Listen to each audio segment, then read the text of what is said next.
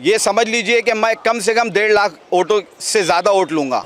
पद यात्रा में हम लोगों को इतना मतलब लोगों का प्यार मोहब्बत और बहुत अच्छा रिस्पांस मिला। मैं तकरीबन कम से कम 15,000 से ऊपर लोगों से मिला हूँ, घर घर जा कर के मिला हूँ। पहले से लोगों की जेबें कट रही है और अब तो जेब कटेंगे क्या, कपड़े ही नहीं बचेंगे, ऐसा आलम हो जाएगा लोगों का। स्मार्ट जो मीटर है उसका पुरजोर तरीके से हम लोग बहिष्कार करेंगे और उसको किसी भी हाल में मध्य नागपुर में कोई भी तरीके से उसकी एंट्री होने भी नहीं देंगे हम। ये जो इलेक्शन है ये इंसानियत की खिदमत करने का इलेक्शन है। अब ना इंसानियत बटेगी ना इंसानियत कटेगी। हिंदू मुस्लिम सिख ईसाई हम सब आपस में भाई है। हम लोग को बांटने के लिए वो ये चुनावी प्रचार के लिए ये मुद्दों को उठाते हैं कि ये युवा जो हमारे साथ खड़ा हुआ ये लड़ने वाला है, ये बिकने वाला नहीं है, ना ये वोट काटने वाला है, ये जीतने वाला युवा है और हम जीत करके आएंगे इंशाल्लाह। मध्य नागपुर से विधानसभा मतदार संघ से निर्दलीय उम्मीदवार के तौर पर कैची यह चुनाव चिन्ह से चुनावी मैदान में उतरे शकील खान ने आज अपनी चुनावी प्रचार की शुरुआत अब इंसानियत ना कटेगी और ना बटेगी इस नारे के साथ की। खान ने आज मोमिनपुरा परिसर में पदयात्रा निकाली व जनता से सीधा संपर्क साधने का प्रयास किया।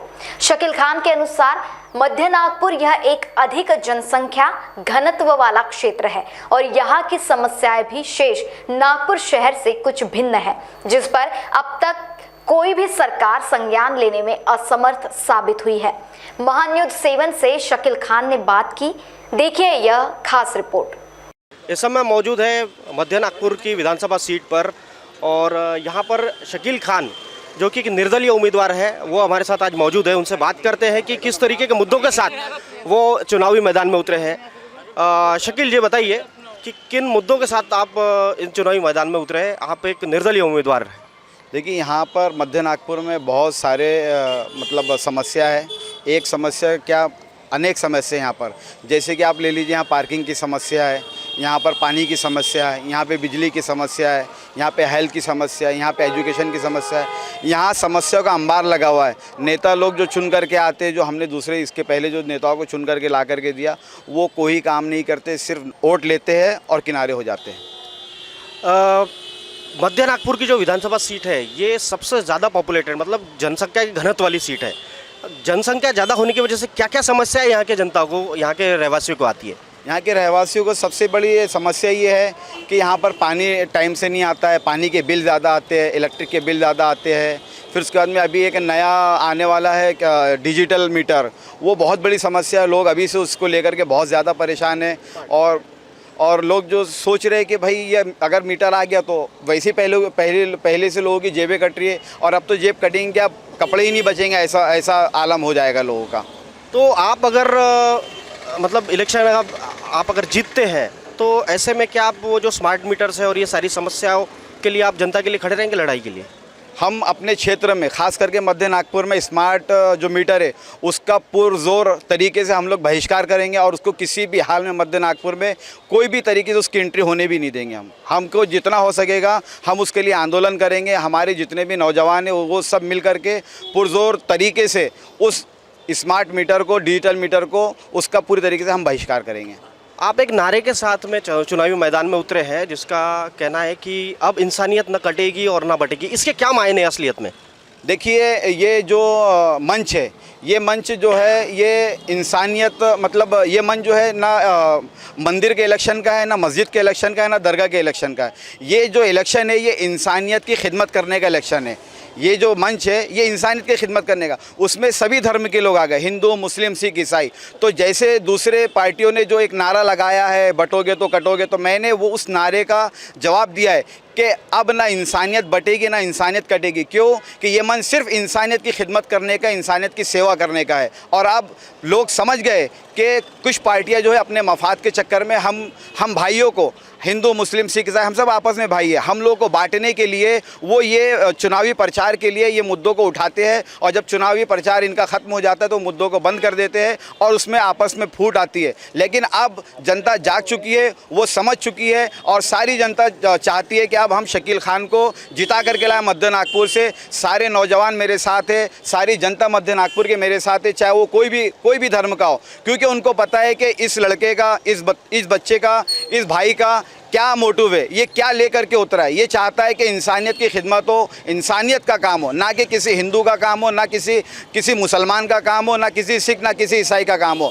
सारे इंसान है कि सबसे पहले इंसानियत है, उसके बाद में धर्म है। और ये चुनाव, ये धर्म का चुनाव नहीं है, ये चुनाव खिदमत का चुनाव है, ये चुनाव सेवा का चुनाव है। और मैं वही सेवा करने के लिए मध्य नागपुर से खड़ा हुआ हूँ। शकील जी, इसी बात पर एक और सवाल उठता है कि आपको मिलाकर तकरीबन 8 मुस्लिम उम्मीदवार हैं इस सीट पर, तो बताइए किस तरीके से ये वोटों का बंटवारा की एक चाल या साजिश तो नहीं है कहीं? देखिए, लोगों ने, जैसे मैंने फॉर्म भरा तो लोगों का यही रुझान गया कि ये वोट काटने के लिए खड़ा हुआ है। देखिए, मैं वोट काटने के लिए खड़ा नहीं हुआ, मैं जीतने के लिए खड़ा हूँ और इंशाल्लाह मैं जीत करके आऊँगा, क्योंकि मध्य नागपुर की सारी जनता मेरे साथ है, चाहे वो हिंदू हो, चाहे मुस्लिम हो, सिख ईसाई हो, यहाँ तक कि जो दूसरे पार्टी के भी कार्यकर्ता है वो सब मेरा चेहरा देखकर, क्योंकि मैं इस मध्य नागपुर का बहुत पुराना चेहरा हूँ।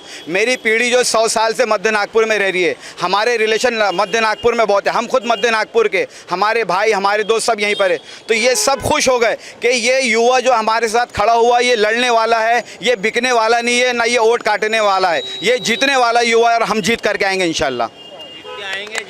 शकील जी, आज से आपने अपने चुनाव प्रचार की शुरुआत की है, कैसा रहा अनुभव?